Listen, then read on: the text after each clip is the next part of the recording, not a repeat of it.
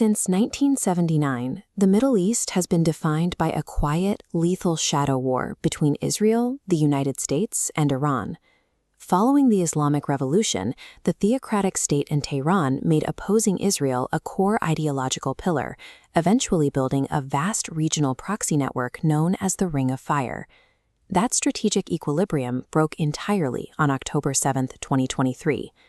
The scale of those attacks pushed Israeli military doctrine past mere containment, establishing a new goal of active, kinetic dismantlement of Iran's regional power structure. Israel began systematically taking apart this proxy network. They decimated Hamas in Gaza, assassinated top Hezbollah commanders in Lebanon, and forced a strict UN ceasefire. In December 2024, the regime in Tehran suffered an irreversible blow. The hereditary dictatorship of Bashar al-Assad collapsed entirely under a rebel offensive in Syria, permanently severing the vital logistical land bridge connecting Iran to its remaining proxies in the Levant. Without its forward defense architecture, Iran was suddenly, dangerously exposed. To guarantee its survival, the regime had to change its strategy entirely. After multiple rounds of conventional missile exchanges in 2024 exposed the limits of Iran's military hardware, leadership in Tehran panicked. They aggressively accelerated their nuclear enrichment program. This chart shows the dramatic spike in Iran's nuclear stockpile. By summer 2025, they accumulated 440 kilograms of 60% enriched uranium. The math is alarming.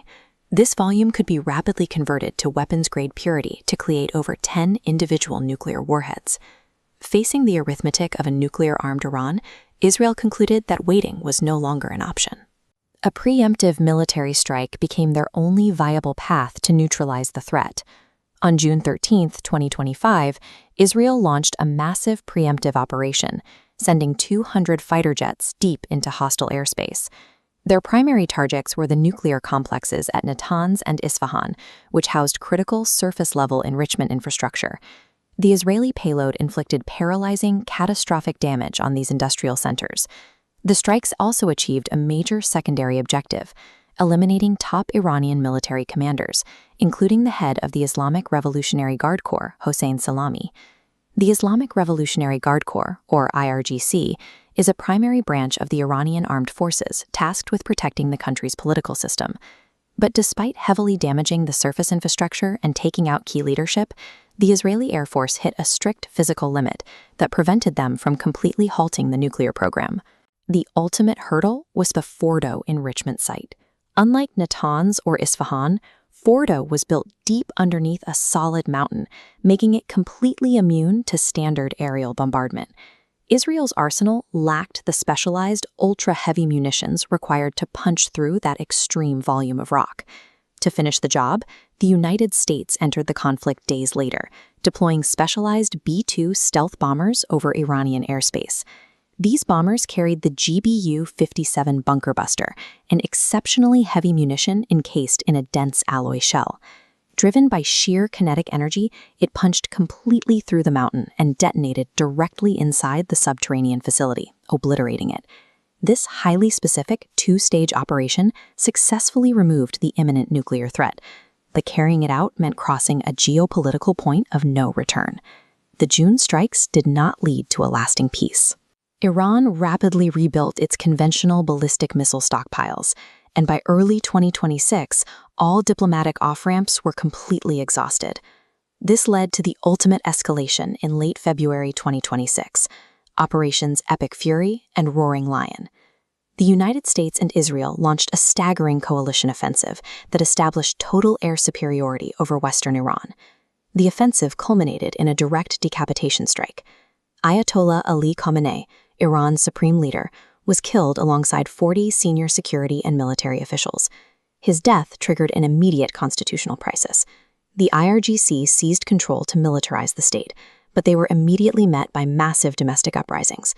These included resistance units deployed by the National Council of Resistance of Iran under Maryam Rajavi. The NCRI is an Iranian political coalition that advocates for a secular, democratic republic to replace the theocratic regime. Taking out the regime's central command structure did not create stability. Instead, it plunged the theocracy into a violently fractured multi-front war zone. The internal collapse of the Iranian state is causing severe logistical and economic consequences, playing out in the waters of the Persian Gulf. We are now witnessing the de facto closure of the Strait of Hormuz. This is the world's most critical maritime energy choke point, a narrow waterway that normally handles 20 million barrels of oil every single day. This map highlights the severe logistical bottleneck forming in the Gulf. With insurance premiums spiking 50%, over 170 container ships are stranded. This paralysis drives crude oil projections rapidly toward the $100 threshold, threatening to reinflate global inflation. The coalition strikes accomplish their primary goals, extinguishing the Ring of Fire proxy network and halting Iran's nuclear breakout. But dismantling that power structure has opened a Pandora's box, unleashing an intense global economic shock and dragging the Middle East into unpredictable, bloody chaos.